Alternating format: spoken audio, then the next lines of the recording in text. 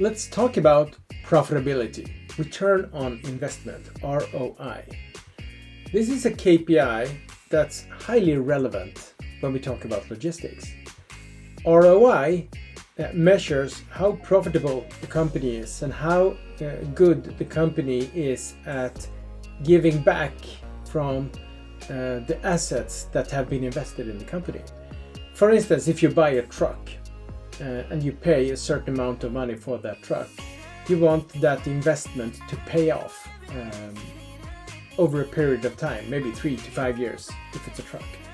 And you want it to beat other types of investment, like for instance investing by putting the money in a bank account. That's another way to invest the same amount of money, and that will give you a certain interest rate.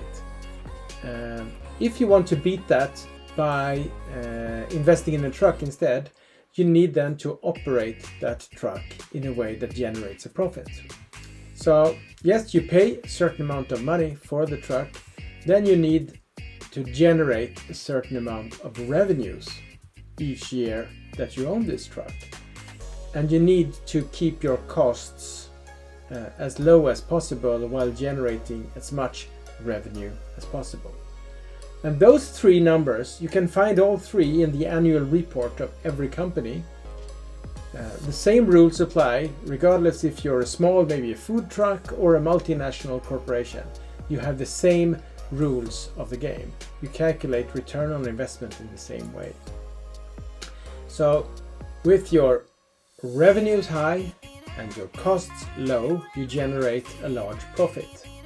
That in turn, if you combine that with a low investment, as low as possible, that will give you a high return on investment.